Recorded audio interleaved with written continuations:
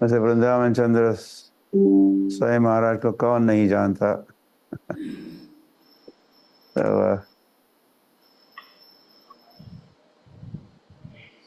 वैसे आपकी कथा ही आपका परिचय है, तो शुभारंभ कीजिए कथा का। ठीक स्वागत है, स्वागत है आपका। ओम अज्ञानतिमिरान्धस्य ज्ञानाञ्जनशलाकया चक्षुरुन्मिलितं येन तस्मै श्रीगुरवे नमः। हे कृष्ण करुणा सिन्धु दीनबन्धो जगत्पते गोपेश गोपिकान्त राधाकान्त नमस्तुते। तप्त कांचन गौरांगे राधे वृंदावनेश्वरी वृषभानुसुते देवी प्रणमामि हरिप्रिय। नमो महावदान्याय कृष्ण प्रेम प्रदायते कृष्णाय कृष्ण चैतन्य नाम्ने गौरत्विषे नमः। श्री चैतन्य मनोभीष्टं स्थापितं येन भूतले सोऽयं रूपः कदा मह्यं ददाति स्वपदान्तिकं। वाञ्छाकल्पतरुभ्यश्च कृपा सिन्धुभ्य एव च पतितानां पावनेभ्यो वैष्णवेभ्यो नमो नमः। जय श्री कृष्ण चैतन्य प्रभो नित्यानंद श्री अद्वैत गदाधर श्रीवासादि गौर भक्तवृंद। हरे कृष्णा कृष्णा कृष्णा हरे हरे, हरे राम राम राम हरे हरे। आप लोग नित्य ही कथा का श्रवण करते हैं, लेकिन अभी 7 दिन के लिए एक विशेष सत्र है। उसमें 2 दिन हम भी वक्ता के रूप में भाग लेंगे। 7 दिन की योजना है, उसके अनुसार हम प्रयास करेंगे कृष्ण कथा को प्रस्तुत करने का। अभी हम एक श्लोक की आवृत्ति कराएंगे, आप लोग प्रयास कीजिए पीछे से बोलने का। ओम नमो भगवते वासुदेवाय। ओम नमो भगवते वासुदेवाय। ओम नमो भगवते वासुदेवाय। ओम नमो भगवते वासुदेवाय। ओम नमो भगवते वासुदेवाय।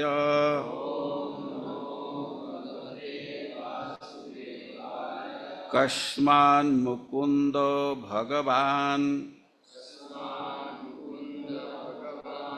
पितुर्गेहात् व्रजं गतः क्व वासं ज्ञातिभिः सार्धं कृतवान् सात्वतां पतिः। पूर्ण पुरुषोत्तम भगवान श्री कृष्ण ने अपने पिता वसुदेव का घर क्यों छोड़ा?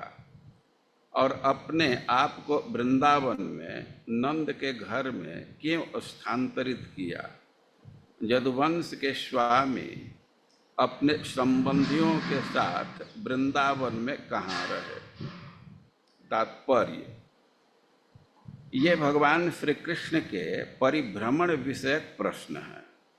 मथुरा में वसुदेव के घर में जन्म लेने के तुरंत बाद भगवान श्री कृष्ण यमुना के उस पार गोकुल गांव चले गए और कुछ दिनों के बाद वे अपने पिता, माता तथा अन्य संबंधियों के साथ नंदगांव वृंदावन चले गए। महाराज परीक्षित भगवान श्री कृष्ण के वृंदावन लीलाओं को सुनने के लिए अत्यंत उत्सुक हैं। श्रीमद् भागवतम का यह संपूर्ण स्कंद वृंदावन तथा द्वारका में संपन्न लीलाओं से भरा पड़ा है। प्रथम 40 अध्यायों में भगवान श्री कृष्ण के वृंदावन के कार्यकलाप का वर्णन हुआ है और अगले 50 अध्यायों में भगवान श्री कृष्ण की द्वारका लीलाओं का वर्णन है। महाराज परीक्षित ने भगवान श्री कृष्ण के विषय में सुनने की अपनी इच्छा पूर्ति के लिए श्री सुखदेव गोस्वामी से प्रार्थना की कि वे इन लीलाओं का विस्तार से वर्णन करें। जगत गुरु श्रील प्रभुपाद की। महाराज परीक्षित का प्रश्न है, कस्मान मुकुंदो भगवान पितुर गेहात ब्रजम गत। भगवान मुकुंद अपने पिता के घर से ब्रज क्यों गए? क्व वासम ज्ञातभी शार्दम कृतवान सात्वताम पति। और वे कहाँ निवास किए? अपने संबंधियों के साथ, अपने दायादों के साथ वे कहाँ निवास किए? परीक्षित महाराज प्रश्न का उत्तर सुखदेव गोस्वामी यथा स्थान दिए हैं। एक चीज है, आप जानते हैं कि भगवान का जन्म मथुरा में हुआ, कंस के कारागृह में हुआ और भगवान का जन्म हुआ तो देवकी बहुत प्रसन्न थी। वास्तव में देवकी को आभास था कि हमारे गर्भ से भगवान जन्म लेंगे, इसी से वह बहुत जल्दी जल्दी पुत्रों को जन्म दे रही थी। अनुवत्सरम, देवकी वसुदेव बंदी हैं, लेकिन प्रत्येक साल वे संतान उत्पन्न कर रहे थे, क्योंकि उनके मन में भारी लालसा थी भगवान के मुख का दर्शन करने के लिए। और वह समय आ गया, भगवान प्रकट हुए, देवकी वसुदेव स्पष्ट समझ गए कि भगवान हमारे पुत्र के रूप में उपस्थित हो गए। देवकी और भगवान के रूप को देख करके स्पष्ट समझ गई कि आदि पुरुष हमारे पुत्र के रूप में उपस्थित हो गए। वह बहुत प्रसन्न थी, लेकिन इसके साथ ही बहुत भयभीत थी। स्पष्ट शब्दों में कही कि जो सृष्टि के निर्माता हैं, जहाँ सृष्टि विश्राम करती है, जिसमें सब कुछ लीन हो जाता है, तो आप वही हमारे समक्ष प्रकट हुए। लेकिन हमारा दुर्भाग्य कितना बड़ा है। ये संसार की स्थिति है कि मर्त्यो मृत्युव्याल भीतः पलायन सर्वं लोका निर्भयम नाद्य गच्छन्। इस संसार की स्थिति है कि मृत्यु रूप सर्प से व्यक्ति भयभीत है और मृत्यु से बचने के लिए जो सर्प के सदृश है, अव्यक्ति यहाँ वहाँ भाग रहा है, ऊपर नीचे लोक में कहीं चला जाए, लेकिन आज तक उसको ऐसा कोई सुरक्षित स्थान नहीं मिला जहाँ मृत्यु रूप सर्प से बच जाए। लेकिन यदृच्छया संयोग से आपके चरणों का आश्रय ले लेता है तो मृत्यु रश्माद अपैति, अब मृत्यु ही उसको छोड़ करके दूर भागने लगती। तो आपके चरणों की यह महिमा है, आपके चरण के आश्रय की यह महिमा है कि जिस भय से संसार में कहीं त्राण नहीं है, किसी लोक में चले जाए, किसी देश में चले जाइए, भय से मुक्ति नहीं है। लेकिन आपके चरण का कोई आश्रय ले लिया तो स्वस्थ से अब वो निश्चिंत हो जाता है और मृत्यु रस्मात अपैति, मृत्यु ही दूर भागने लगती, भय पूरा पूरा समाप्त। और उसी व्यक्ति को मैं अपने गर्भ में धारण की और मैं इतनी भयभीत हूँ, तो इसमें कारण दुर्भाग्य ही है। हमारा दुर्भाग्य इतना प्रबल है कि हम आज भी भयभीत हैं और स्पष्ट शब्दों में कहें कि आप इस रूप को छिपा लीजिए। आप देवकी के मन स्थिति को समझ सकते हैं कि जिसके 6 पुत्रों की हत्या कर दी गई, कितना मन में संताप है। और ये सौभाग्य से स्वयं भगवान पुत्र के रूप में उपस्थित हुए, माँ के सामने बहुत भारी संकट, पुत्र को देख करके भारी प्रसन्नता है, लेकिन उसी अनुपात में भय है कि ऐसे पुत्र को वे कंस तो छोड़ेगा नहीं। भाई कोई कोई प्रश्न कर सकता है कि जब देवकी को पता है कि भगवान है तो भयभीत क्यों कर रही है। देखिए, यही देवकी के स्नेह की गरिमा है। ये स्नेह का स्वभाव होता है कि मन में अनिष्ट की शंका उदित हो जाती, और यही स्नेह का गरिमा है। वात्सल्य कितना गाढ़ है, इसी से आप अनुमान कर सकते हैं। और वात्सल्य भाव के लिए बिल्कुल स्वाभाविक है। इस संसार में भी हम लोग देखते हैं कि कोई माँ है, भले ही वो निरक्षर हो या कम पढ़ी लिखी, उसका लड़का हो सकता है कि बहुत भारे पद पर है, हो सकता है कि सेना का कमांडर है या डीएम है, जिला को कंट्रोल कर रहा है, लेकिन यात्रा करते समय माँ बोलती है, बेटा झोला संभाल करके इधर रखो।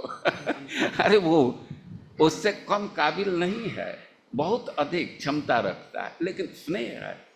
तो देवकी के स्नेह की गरिमा को समझ सकते हैं कि जानती हुई भी कि भगवान है, लेकिन उसके लिए बहुत चिंतित है और वह बहुत भारी समस्या अनुभव कर रही है कि इस रूप में हम कैसे इसको बचा पाऊं।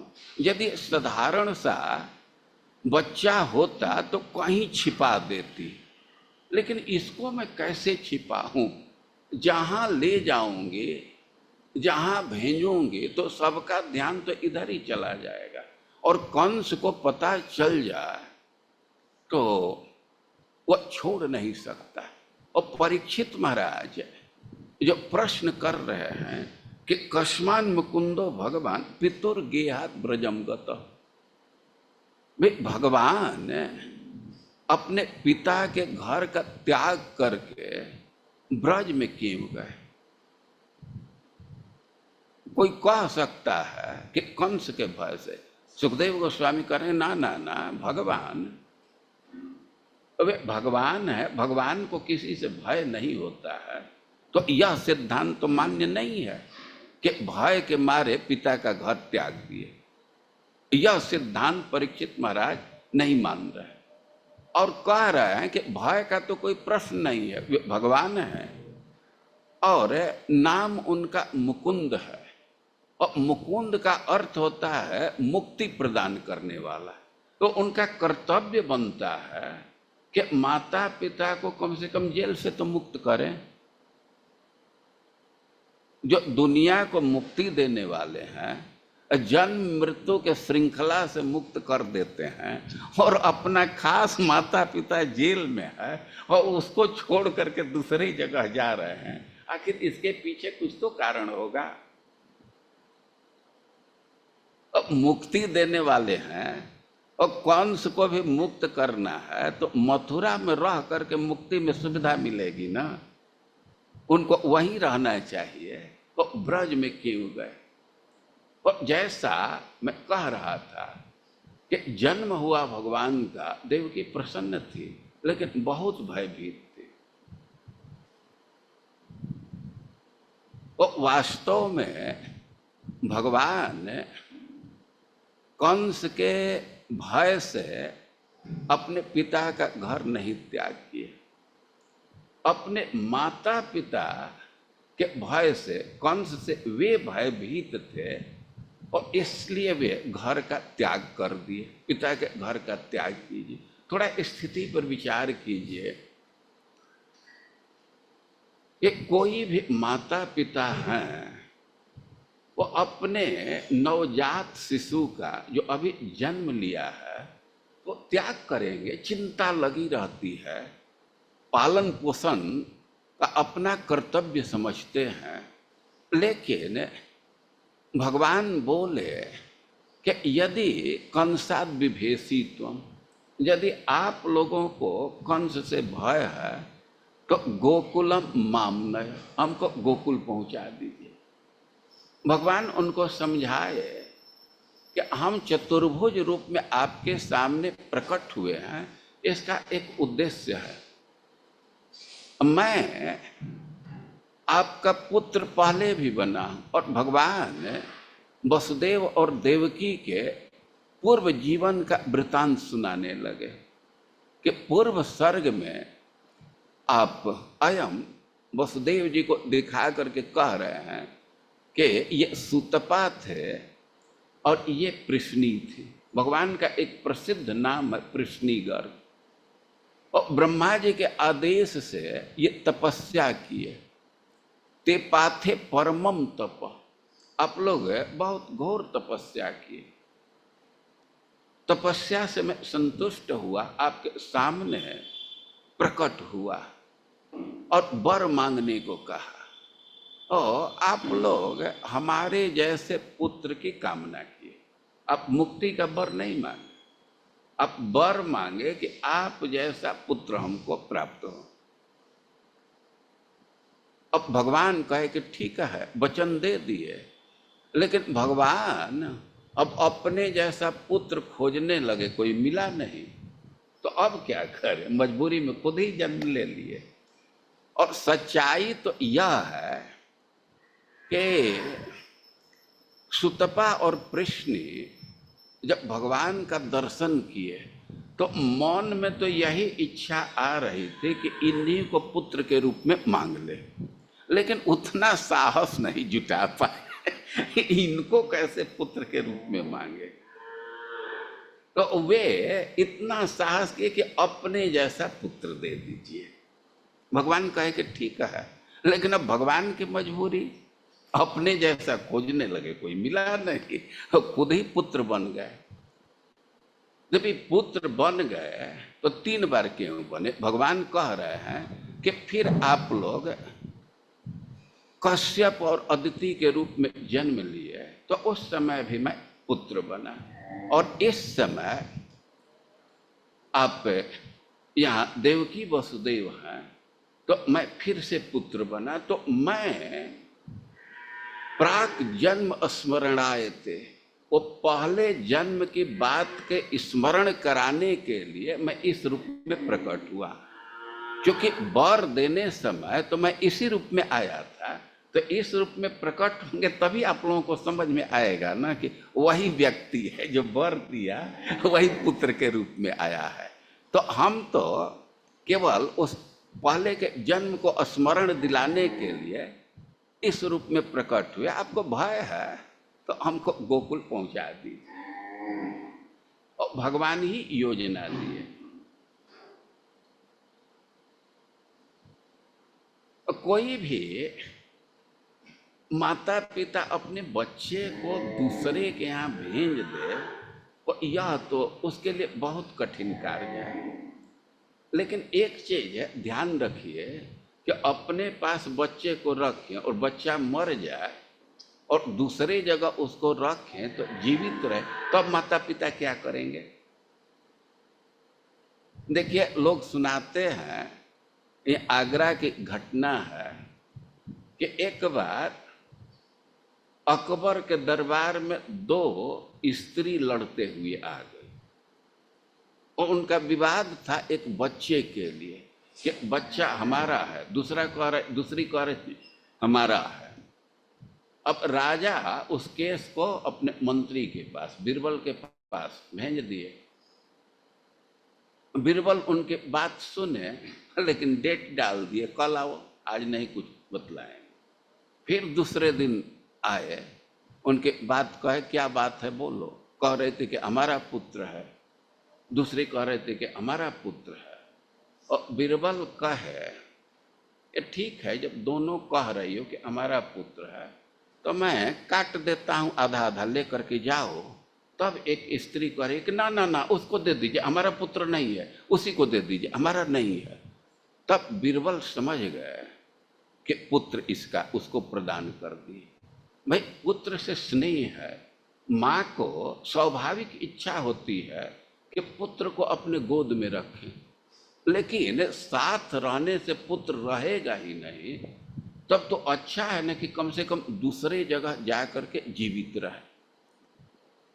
और देवकी के मन में यही इच्छा थी कि पहले कैसे भी ये पुत्र जीवित तो रहे, इसके बाद जो होगा देखा जाएगा। तो भगवान उनके भय को देख करके बिल्कुल प्राकृत रूप धारण कर लिए। साधारण जो बच्चे का रूप होता है उस रूप में हो गए और वसुदेव जी मथुरा से गोकुल में पहुंचा दिए। तो भगवान का जन्म मथुरा में हुआ, लेकिन वहां एक दिन भी रह नहीं पाए। रात्रि में जन्म हुआ और रात्रि में ही गोकुल चले गए। और महाराज परीक्षित को बहुत भारी कौतुक है कि किस उद्देश्य से वहां चले गए। प्रश्न कर रहे हैं कि कस्मान मुकुंदो भगवान पितुर गेहात ब्रजम गत। भाई, किस कारण से भगवान अपने पिता के घर से ब्रज में चले गए और क्ववासम ज्ञात भी सार्धम कृतवान सात्वताम पति। वे भक्तों के पालक हैं, यादवों के पालक हैं, तो ब्रज में भी वे कहाँ निवास किए? अपने संबंधियों के साथ, अपने दायादों के साथ वे कहाँ निवास किए? ज्ञात भी सार्धम, ज्ञाति कहते हैं दयाद को, जिसको पिंड का बंधन है, जो पारिवारिक संबंध है, तो उसको दयाद कहते हैं।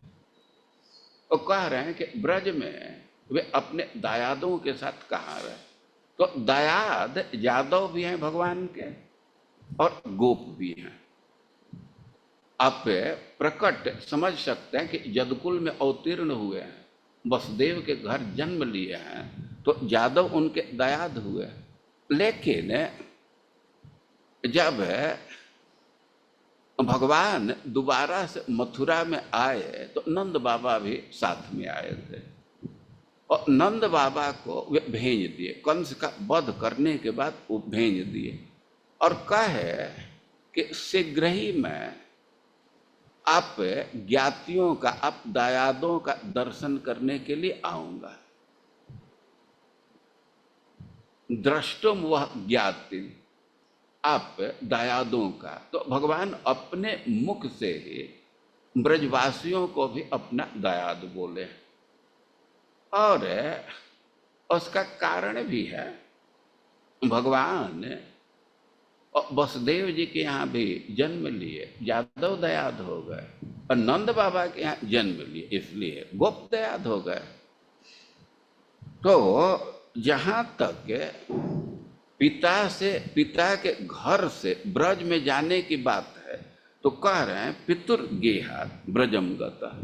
तो यह तो प्रश्न है कि वसुदेव जी के घर से वे ब्रज में क्यों गए। लेकिन जो दूसरा प्रश्न है क्व वासम ज्ञातवी सार्धम, वे अपने ज्ञातियों के साथ दयादों के साथ कहाँ निवास किए।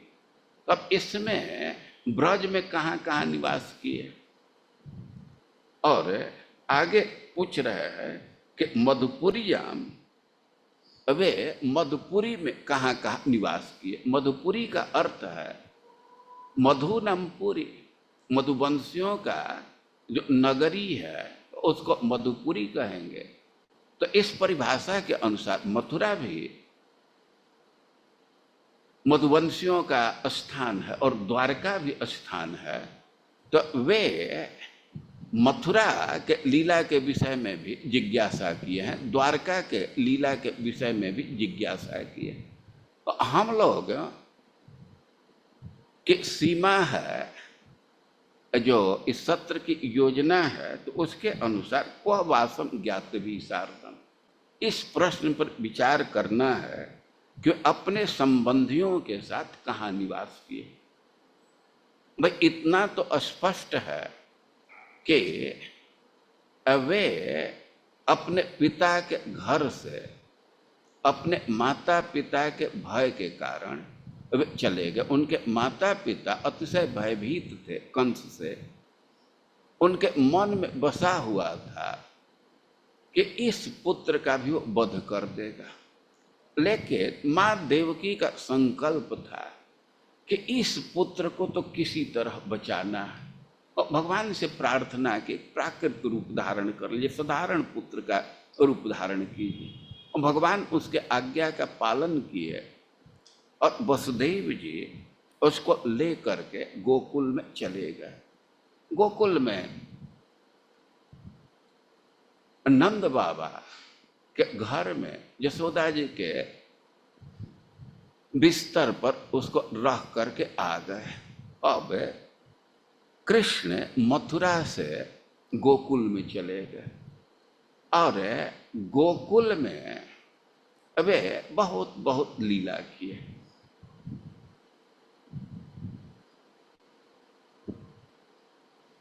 देवकी वसुदेव को तो वात्सल्य सुख प्रकट नहीं प्रदान कर पाए, लेकिन नंद यशोदा को वात्सल्य सुख का आस्वादन किए। नंद यशोदा के वात्सल्य सुख का वर्णन करते हुए सुखदेव गोस्वामी बोले हैं, न वेद भव वेदना। अब इतने विभोर रहते थे कृष्ण के लालन पालन में कि ये संसार में क्या हो रहा है इसका उनको कुछ अनुभव नहीं हुआ, उसी में अभिनिविष्ट थे। और भगवान जब गोकुल में गए और कई एक लीला किए, अभी 6 दिन के थे तभी पूतना का वध किए। यद्यपि वसुदेव जी और श्री कृष्ण को गोकुल पहुंचा दिए, लेकिन कंस तो चिंतित था। कंस तो देखा था कि देवकी गर्भवती है और बहुत तेज इसका बढ़ गया है। उसी समय उसके मन में विचार आ रहा है कि जो देवकी का तेज है, तो इससे स्पष्ट है कि मैं प्राण हरह, जो हमारा प्राण का हरण करने वाला है, इसके गर्भ में मैं करूं क्या। एक बार तो उसके मन में विचार आया कि देवकी को ही खत्म कर दूं, वो मर जाएगा। लेकिन फिर सोच रहा है ना, बड़ी बेइज्जती होगी, जो अपने बहन का वध कर दिया, गर्भवती का वध कर दिया, तो बहुत बेइज्जती होगी। और जिस व्यक्ति की बहुत निंदा की जाती है तो वह जीते हुए भी मरा ही माना जाता है। तो हम अपने अर्थ तंत्र को नष्ट नहीं होने दूंगा, मैं अपने प्रतिष्ठा का नाश नहीं होने दूंगा। और देवकी को छोड़ दिया था, लेकिन प्रतीक्षा में था कि कब जन्म लेगी, कब वह प्रसव करेगी। प्रसव करते ही उसका वध कर देना है, उसे शिशु का वध कर देना है। उसको सूचना दी गई, लेकिन वो लड़की निकली न, लड़की का भी वो वध करना ही चाहता था। देवकी तो उसको अपने गोद में सटा करके रखी थी, कंस को नहीं दे रही थी। चरमा शिशुम, यह तो हमारा अंतिम पुत्री है, इसको तो छोड़ दो। देवकी वसुदेव अपने पुत्रों का तो त्याग कर दिए, लेकिन उनको पता था कि ये पुत्री तो दूसरे की है और किसी कीमत पर उसका त्याग नहीं करना चाहते। लेकिन कंस तो जबरदस्ती खींच लिया और पत्थर पर पटकना चाह रहा था, लेकिन वो आकाश में उड़ गई और अष्टभुजा में परिणत हो गई, देवी के रूप में परिणत हो गई। और कही थी कि हमको क्या तुम वध करने का प्रयास कर रहे हो, तुम्हारा वध करने वाला कोई अन्यत्र जन्म ले चुका है। अब वो बहुत चिंतित था। उसके मंत्री सलाह दिए कि अरे कहाँ जन्म लिया होगा, इसी ब्रज में ही ना, और कितना दिन पहले लिया होगा, 2 दिन 4 दिन 5 दिन यही ना। तो हम लोग ऐसा करते हैं कि 10 दिन के जितने बच्चे हैं ब्रज में सबका नाश करा देते हैं। अब 10 दिन की बात किया, 10 दिन से अधिक भी होंगे तो सारे बच्चों का ही नाश करा देते हैं। अब इसी योजना में पूतना को भेजे, लेकिन भगवान पूतना का वध कर दिए। अभी वे लगभग 3 महीना के थे, त्रैमासिकस्य 3 महीना के लगभग थे। और उस समय शकटासुर गया। एक असुर था जो कंस के दरबार में रहता था और कृष्ण का वध करने के लिए शकट के रूप में वहां गया, गाड़ी के रूप में, और कृष्ण के वध करने का प्रयास किया। उसकी योजना थी कि कृष्ण को दबा करके मार दे। जन्म का नक्षत्र आया था, उस दिन विशेष अभिषेक की व्यवस्था थी और उसके कारण माँ यशोदा बच्चा निश्चिंत सोए इसके लिए एक गाड़ी के नीचे सुला दी। घर में बहुत अतिथि आए थे, बहुत लोग पकवान बना रहे थे, तो माँ यशोदा को ऐसा लग रहा था कि यहाँ तो बहुत हल्ला गुल्ला है और बच्चा थोड़े देर तक निश्चिंत सो जाए। और इसी से आंगन में बाउंड्री में जो गाड़ी खड़ा था तो उसी के अंदर सुला दी। वो उधर से असुर आया तो वो विचार किया कि यदि गाड़ी में ही मैं प्रविष्ट हो जाए तो बहुत सुविधा से बच्चे को मार देंगे। तो वह गाड़ी में प्रविष्ट हो गया और धीरे धीरे धीरे धीरे दबा रहा था कि बच्चा सोया हुआ है और ऐसा उसको चिपट देंगे, दबा देंगे कि वहीं खत्म हो जाएगा। अब भगवान देखे कि ये तो नीचे की तरफ बढ़ रहा है तो थोड़ा अपना पैर उछाल दिए। बच्चों का स्वभाव ही होता है, पैर उछालते रहते हैं। तब तक गाड़ी उलट गई, सकट का भंजन हो गया, सब सामान गिर गया। अब तो सब लोग दौड़ करके आए, लेकिन देखे कि बच्चा बिल्कुल सुरक्षित है। और माँ के मन में बेचारे सामान सब बर्बाद हुआ, कुछ हुआ, कोई बात नहीं, बच्चा तो सुरक्षित है ना। अब बच्चा ठीक है तो सब ठीक है। अब इसके बाद तो तृणावर्त आया। अब तृणावर्त आया, बवंडर के रूप में आया। वो अपनी योजना किया था कि ये लोग प्रकट जाते हैं तो कृष्ण का ध्यान चला जाता है। हम तो हवा के रूप में जाएंगे। हवा को तो कोई देख नहीं पाता है, अनुभव करता है लेकिन देख नहीं पाता है। तो बवंडर के रूप में गया और उसकी योजना थी कि एकदम कृष्ण को मथुरा में ला करके मारना है, कंस के सामने मारना है कि इसको पूरा विश्वास हो जाए। इस योजना से गया, लेकिन जो चोर हैं तो उनके मन में भय होता है। और यह भी तो चोरी करने के लिए जा रहा है, अपहरण करने के लिए जा रहा है, तो अब कैसे दुनिया के लोगों से बचे, तो उसका भी उपाय वह ढूंढ लिया। वो बवंडर के रूप में गया। बवंडर के रूप में जाने का मतलब है कि सब जगह धूल धूल धूल भर गया। वो बवंडर का रूप इसलिए धारण किया कि लोगों के आंख में धूल भर जाएगा तो अपहरण के घटना को देख नहीं पाएंगे। अरे भाई, देख तो नहीं पाएंगे, लेकिन अब बच्चा का अपहरण करेंगे, चुराएंगे, तो चिल्लाएगा, रोएगा तो दूसरे का ध्यान चला जाएगा। और इसी से बहुत सांस हवा में आवाज भर गया। और बवंडर है तो केवल धूल ही नहीं उड़ता है, और एक तरह की आवाज भी आती है।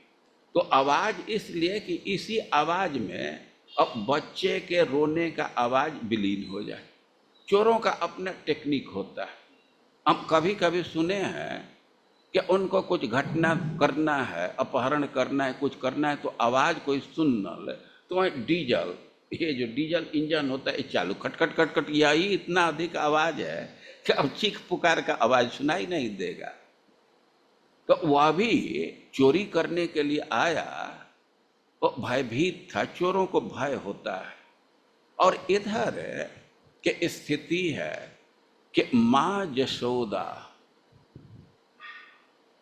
कृष्ण को अपने गोद में ले करके और लालन कर रही थी। लालयंती सती। एकदा एक समय की बात है कि अंकम आरोह्य आरूढ़म, श्री कृष्ण माँ यशोदा के गोद में थे। जब श्री कृष्ण माँ यशोदा के गोद में आए तो माँ बहुत प्रसन्न हो गई। वास्तव में वो माता पिता का सबसे बड़ा सुख है अपने संतान को अपने छाती में लगाना। वो छाती में लगाते हैं तो उनको बहुत सुख होता है। जो संसार के माता पिता है उनको भी सुख अनुभव होता है। अब माँ यशोदा के गोद में श्री कृष्ण आए और उसके कितनी सुखी है, माँ यशोदा कितनी सुखी है, कितना आनंद अनुभव कर रही है, और इसकी कल्पना तो हम लोग नहीं कर सकते। अब कृष्ण गोद में है तो माँ सबसे पहले तो कृष्ण का जो बाल है तो उसको ऊपर की बाल हटाई और उसके मुख को चूम रही है, ललाट को चूम रही है, आंख को चूम रही है, और बार बार उसको थपथपा रही है और बार बार उसके मुख को देख रही है, बहुत आनंद अनुभव कर रही है। लेकिन अब कृष्ण तो आनंद घन मूर्ति हैं, केवल माँ यशोदा ही आनंदित नहीं हो रही है। माँ यशोदा गोद में धारण की है और तब तक पक्षी मंडरा करके कृष्ण को देखने लगे। जो आसपास में पशु थे, बछड़े थे, वे सब घेर करके कृष्ण को देखने लगे। अब बछड़े घेर लिए तो माँ यशोदा तो ऐसे बच्चे को खिलाने के रूप में, सहलाने के रूप में ऐसे कहे, बाबू गाय चरावे जीवा। अब ऐसे वे कृष्ण से बोली। अब कृष्ण गोद से उधर लपकने लगे कि हाँ हाँ ऐसा। 1 साल के हैं लेकिन संकेत से अब गोद से बाहर जाने लगे, गायों के साथ जाऊंगा, बछड़ा के साथ जाऊंगा। अब इतना हठ पकड़ लिए कि माँ के लिए समस्या हो गई। तब वो अब एक दूसरा गेर लगाई। आकाश के जो पक्षी थे तो वे भी कृष्ण के मुख को देख रहे थे। अब बछड़ों से ध्यान हटाने के लिए माँ कही कि अब पक्षियों के साथ उड़ोगे तब अब कृष्ण उधर के हाँ उड़ेंगे उड़ेंगे उड़ेंगे, अब ऊपर ऐसे जाने लगे। अब इतना हठ पकड़ लिए कि माँ यशोदा एक बार उसको ऐसे ऊपर फेंकी और हाथ में रोक ली। अब ऐसा किए तो बच्चा तो हंसने लगा, लेकिन अब यही तो काम खत्म नहीं हुआ। एक बार तो बच्चा प्रसन्न हुआ, लेकिन फिर रोने लगा। तो माँ ऐसे बार बार बच्चे को ऊपर फेंक रही है, रोक रही है। बच्चा प्रसन्न है, माँ को भी खुशी है। बच्चा प्रसन्न है तो माँ की प्रसन्नता उसी में है। और तब तक कृष्ण का भार बढ़ने लगा। अब तो माँ चिंतित हुई कि ये क्या हो गया, और भार बहुत बढ़ने लगा। अब वह गोद में रखने में सक्षम ही नहीं थी। गिरिकूटवत, गिरिकूटवत का दो अर्थ किया गया। अब तो यहाँ झांसी में समझ सकते हैं कि कभी कभी अनाज का ढेरी लगा देते हैं। पहले तो ऐसा जरूर ही होता था, खलिहान में जब करते थे तो भूसा को और चीज अलग हुआ तो धान है या गेहूं है तो उसको इकट्ठा करते थे ऐसे स्तूप टाइप में, स्तूप के साइज में, तो उसको कूट कहते हैं। हम लोग क्या उसको ढेरी कहते हैं। तो अनाज का ढेरी तो देखे हैं, लेकिन पर्वत का तो कोई ढेरी नहीं देखा है। लेकिन अब कृष्ण का भार इतना बढ़ गया कि माँ को संशय हो रहा था कि पर्वत का ढेरी है क्या, या इसका अर्थ किया गया है कि कूटवत, पर्वत के शिखर को कूट कहते हैं। तो उसको लग रहा था कि पर्वत का शिखर गोद में आ गया क्या, बहुत भार अनुभव करने लगी। अब इतना भार अनुभव करने लगे कि गोद में रख ही नहीं सकती थी। अब तो माँ परेशान है, लेकिन उसके मन में विचार आया कि कुछ करना चाहिए। तो भूमौ निधाय, कृष्ण को भूमि पर रख दी। भूमि पर रखने का भाव यह है, उसके मन में विचार आने लगा कि हे पृथ्वी देवी, आप सबकी माँ हो। मैं कृष्ण को जन्म दी, लेकिन हमारी स्थिति तो यह है कि कृष्ण को गोद में भी नहीं रख सकते। तुम सबकी जननी हो, तो इसका भी, हमारे बेटे का भी जननी, तो हम तो संभालने में असक्षम हैं, इस बेटे को भी आप ही संभालो। तो इस भाव से अबे भूमौ निधाय, पृथ्वी पर रख दी। और जगता मास कर्मसु, सामान्य अर्थ है कि कर्म में लग गई। कर्म में लगने का अर्थ है कि सोचने लगी कि कैसे इस बलाय को दूर किया जाए। तो जो अति आवश्यक कार्य था उसको संपादित करके वो विचार कर रही है कि किसी ओझा को बुलाया जाए, किसी डॉक्टर को बुलाया जाए, या वह कर्म में लग गई और इसलिए कि किसी वैद्य को कैसे बुलाया जाए, या जो भूत प्रेत देखने वाले हैं उसको कैसे बुलाया जाए। तो यह अर्थ किया गया है। लेकिन श्रीपाद जीव गोस्वामी अर्थ किए हैं कि जगता मास कर्मसु, जगता जगत के साथ, कर्मसु कर्म में माँ नहीं आ सकती। उसको कृष्ण की इतनी चिंता है कि ये क्या हो गया है, कि काम क्या करे, संसार कभी भूल गई। तो अर्थ होगा कि जगती माँ आस, कर्मसु माँ आस। जसोदा को इतनी चिंता है कि उसको संसार का ही पता नहीं, वो तो एकदम अपने कल्पना जगत में है। अब क्या करेगी, बहुत चिंतित थी क्या करें। और तब तक वो बवंडर आया, बवंडर आया और कृष्ण को उड़ा करके आकाश में लेकर के चला गया। अब बवंडर इतना तेज था कि इकड़ा, जो छोटे छोटे टुकड़ा होते हैं पत्थर को, वो उड़ रहे थे, शरीर में लग रहा था। तो माँ यशोदा को तो ऐसा कुछ भनक भी नहीं था कि वो बच्चे को कोई उड़ा ले जाएगा, वो तो भार का अनुभव की थी। लेकिन उसको चिंता लगी थी कि बच्चा का त्वक इतना मुलायम है, ये तो बहुत उस पर चोट कर रहा होगा। तो दौड़ करके गई कि बच्चे को देखे, लेकिन जहाँ रखी थी बच्चा है नहीं वहाँ। अब तो रोने लगी, लेकिन इतनी आवाज हो रही थी कि उसके रुलाई को कोई सुन नहीं रहा था। और इधर तृणावर्त तो बड़ा प्रसन्न हुआ, उड़ा करके आकाश में ले गया। एक प्रश्न उठाया गया है कि भगवान क्यों अपना भार बढ़ाए, और इसका उत्तर आचार्यों ने दिया है कि भगवान विचार कर रहे हैं कि दैत्य आ रहा है तो हमको तो उड़ाएगा, माँ के गोद में रहेंगे तो माँ को भी उड़ा ले, हम अपने चलते अपने माँ को क्यों कष्ट दें, हम अपना कष्ट सह लेंगे, हमारे चलते माँ को कोई कष्ट न हो, और इसलिए अपना भार बढ़ा दिए कि माँ गोद से बाहर कर दे।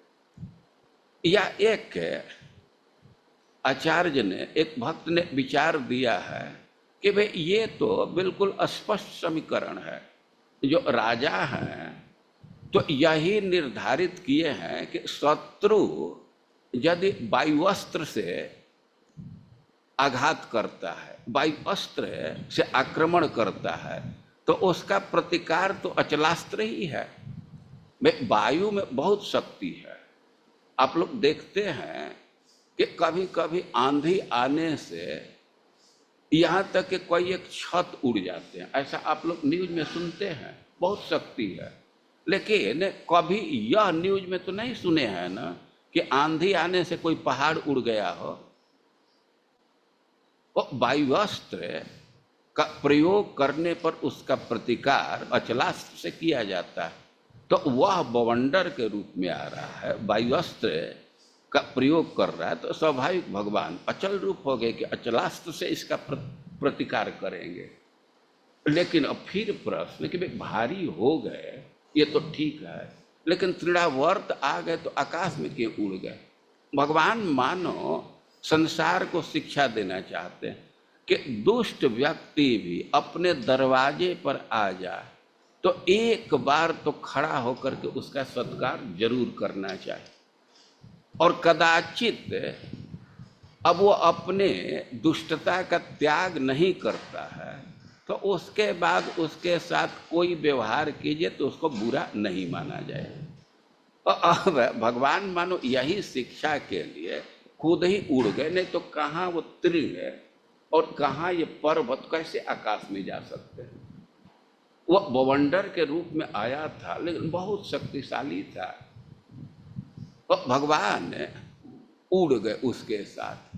अब उड़ गए तो वो तो बड़ा खुश था, लेकिन अब जे वही मथुरा के तरफ वो स्टेयरिंग घुमाया, ऐसे ऊपर ले जा रहा था तो भगवान उड़ते गए। लेकिन अब सोचा कि मथुरा के तरफ ले चलें तो भगवान अपना वजन बढ़ाने लगे। अब भगवान अपना वजन बढ़ाए तब उसकी गति कम हो गई, और उसकी गति कम हुई तो अब ये बवंडर में जो हवा से साए साए आवाज आ रही थी वो भी बंद, धुर भी बंद, और इधर माँ के रुलाई को दूसरे सखियाँ सुन ली, दूसरी गोपियाँ सुन ली। अब उसकी स्थिति है कि भगवान जब भार बढ़ाए तो उसका गति अवरुद्ध हो गया, और भगवान इतना भार बढ़ाए कि अब तो उसको ढोना ही मुश्किल हो गया। उसको संशय होने लगा कि ये क्या हो गया, मैं बच्चा उठा लाया कि भूल से कोई पत्थर ला दिया है। तो विचार करने लगा तो एक बार तो उसको भार से अनुभव हो रहा है कि तो कोई पत्थर आ गया, तो ऐसे टच करके देख रहा है तो अंगुली है, तो उसको संशय करे नहीं नहीं ये पत्थर नहीं है, बच्चा ही है, लेकिन भारी क्यों इतना है। और फिर उस पत्थर ही आकृति बच्चे की बन गई है, और पत्थर में विभिन्न आकृति होती है, तो है पत्थर ही, लेकिन पत्थर में ही ये हाथ पैर दिख रहा है। अब सोचे कि पत्थर को लेकर के हम क्या करेंगे, और सोचा कि यहीं से गिरा दें। अब वहीं से पटकना चाहता था। तो एक तो सिद्धांत है कि भगवान तो बच्चे के रूप में, बच्चे का यह स्वभाव है कि भय के स्थिति में कहीं ऊपर से कोई गिराना चाहता है तो जो चीज रहता है उसी को कचक करके पकड़ता है। तो भय के मारे उसके गर्दन को पकड़ लिए। अब दूसरी बात है कि भगवान विचार कर रहे हैं कि ये यहीं गिरा देगा तो कहीं पूतना जैसा बहुत भारी क्षति न हो जाए। उसका रूप तो विकराल हो गया। अब भगवान विचार करने लगे कि यदि इसको गांव से दूर गिराता हूं तो ब्रजवासियों को सूचना नहीं मिलेगी, हमारी माँ रो रही है वैसे रोते रह जाएगी। यदि गांव में गिराता हूं तो कई एक घर ध्वस्त हो सकते हैं। तो भगवान विचार किए कि अभी इसको छोड़ना नहीं है। और जो गांव में पत्थर था, बरसात के दिन में गाय दुहाने के लिए लोग बड़ा बड़ा चट्टान रखे थे कि मिट्टी कटता नहीं है, वहीं गाय खड़ा होती है, वहीं उनको दुहा जाता है। तो सोचे कि इसी पर गिराऊंगा। तो वहां गिराए। अब तो देखी ब्रज की स्त्रियां और कृष्ण बिल्कुल ठीक है और उस दैत्य का कई एक खंड हो गया है। तो एक स्वर से सब स्त्रियां बोली, हिंसा सो पापे न खलह विनिष्ट, ये अपने पाप से मर गया। बच्चे को मारना चाहता था, अपने पाप से मर गया। और साधु समत्वेन भयाद विमुच्यते, ये बालक है तो भेदभाव नहीं करता है, तो अपने साधुता के कारण बच गया। माँ जसोदा गोद में लगा ली, स्वस्ति वाचन कराई और भी कृत्य किया गया। तो हम यह कह रहे हैं कि ब्रज में तो भगवान गए, पहले गोकुल में निवास किए और गोकुल में बहुत बहुत लीला की। लेकिन अब उन लीलाओं का कितना भी संक्षेप किया जाए तो अब 40-45 मिनट में तो कहना मुश्किल है। लेकिन यही समझिए कि भगवान 3.5 साल तक गोकुल में रहे और फिर वृंदावन में आ गए। महावन से वृंदावन में आ गए। वृंदावन में कैसे आए और क्या क्या लीला किए, इस सब पर जैसा समय रहेगा उसके अनुसार हम लोग कल विचार करेंगे। हरे कृष्ण।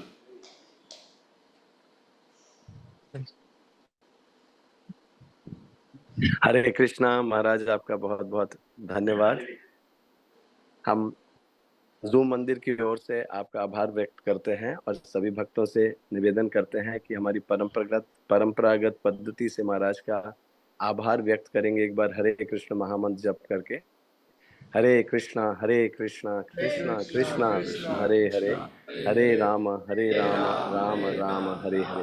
कल पुनः हमें महाराज का दर्शन होगा, महाराज की कथा सुनने को मिलेगी। तब तक आप सभी का धन्यवाद। सभी वैष्णव भक्तों के चरणों में दंडवत प्रणाम। वांछा कल्पतरुभ्यश्च कृपा सिंधुभ्येव च पतितानां पावनेभ्यो वैष्णवेभ्यो नमो नमः।